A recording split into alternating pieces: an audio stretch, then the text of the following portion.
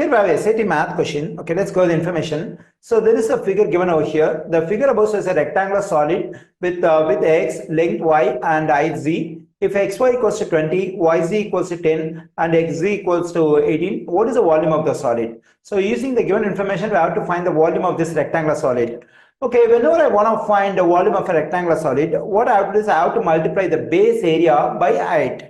Okay, so to get the base, either we can consider the top portion or the bottom portion. So here we can consider the base at the top, because for the base at the top we have the dimensions. So that is the width is x and the length is y. So to get the area of the base, I have to multiply the length and width, because the base is in the shape of the rectangle. So the area of the base is x times y, that is width times length. And now this base area has to be multiplied by the height, that is given by z. So now I multiply the base area xy by the height z. So this xyz gives the volume of the solid. Let me write over here. So now if I get the value of x times y times z, that gives the volume of the solid. That is what we have to find. Okay, now let's consider the three equations we have over here. That is xy equals to 20, yz equals to 10, xz equals to 18.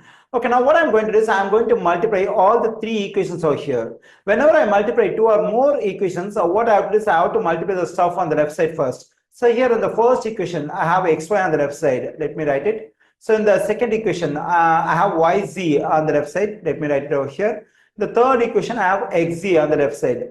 Okay, now I just multiply the stuff on the left side in all the three equations. On the right side, now what I have to do is I have to multiply the stuff on the right side over here. 20 times 10 times 18. Let me write it over here. So 20 times 10 times 18. So here we have xy times yz times xz on the left side. When I multiply this x and x, I'm getting x square. When I multiply this y and y, I'm getting y square. When I multiply this z and z, I'm getting z square equals to, when I multiply this 20, 10 and 18, I'm getting 3600. Okay, here we have three powers multiplied. So whenever two or more powers are multiplied with the same exponent, what we can do is we can write the exponent in common. So because here all the three powers are having the same exponent 2. So we can write this exponent 2 in common. So that is x times y times z whole square equals to 3600.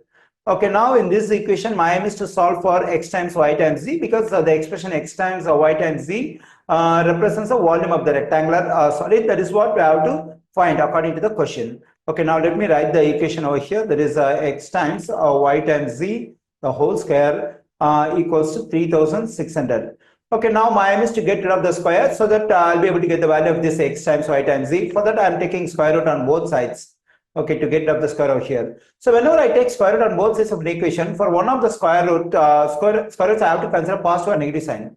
So usually we consider positive or negative sign for the square root that contains a number inside. So here this square root contains a number 3600 inside. So for this square root, we can consider positive or negative sign.